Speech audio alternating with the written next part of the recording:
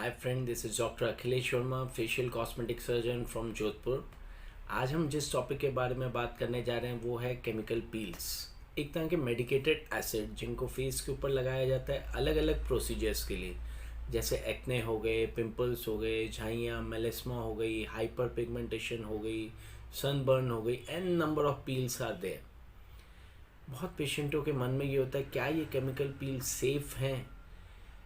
These are simple, economic and safe until unless they are not used by some trained professional. Trained professional से मतलब है जो आपके aesthetic physician हैं, cosmetologist हैं, dermatologist हैं, जो एक trained physician हैं, they know at what concentration to be used. हर एक के स्किन टाइप के हिसाब से कंसंट्रेशन यूज़ की जाती है। किसको करवानी चाहिए peels? Is it only indicated for old age? बहुत पेशेंटों के मन में होता है, ऐसा नहीं है। 20 to 30 ईयर्स के बाद आप पील्स करवा सकते हैं। किसको कितनी ज़रूरत है, that physician can tell you which is best for you. Peels mild से लेकर मॉडरेट से लेकर डीप पील्स तक होती है। Mild peels are totally safe, actually they are also called as fruit peel. जैसे AHA पील्स होती हैं, ग्लाइकोलेक, मैंडेलेक, बहुत फ्रूट पील्स होती हैं, they are totally safe.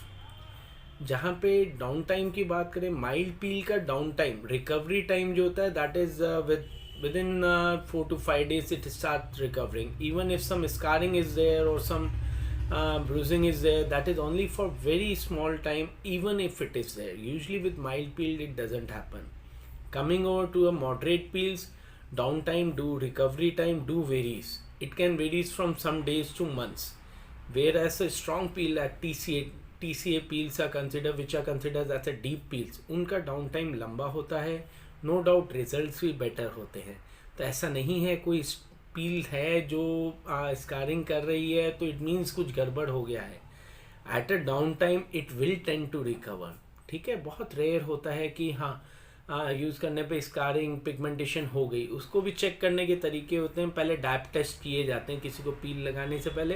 Dab test करके अगर स्ट्रॉन्ग पील लगा रहे हैं तो हम कंफर्म कर सकते हैं कि whether it is going to cause some allergy to you और हाइपर पिगमेंटेशन टू यू। आपके हाथ पे पहले किया जा सकता है, फेस पे करने से पहले।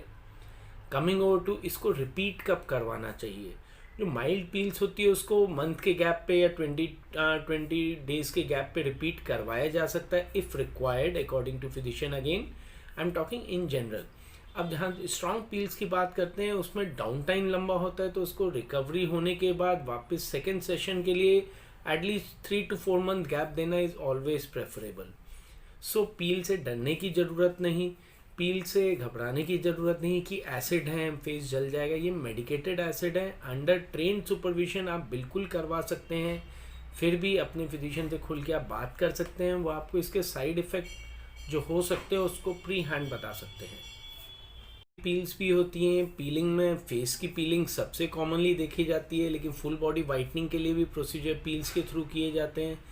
And again whereas the patients are concerned, some people have this in mind whether the scrubs are better or the peels are better. Obviously peels are much better, they penetrate to a better depth. Scrubs only exfoliate the superficial skin, so compared to scrub, when done properly, a peel give very good result.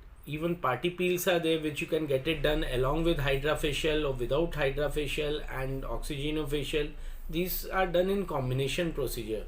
ठीक है, and it's very economic treatment when the lasers and other treatment are concern. So simple, economic and safe treatment, you can get it done with peels. Thank you.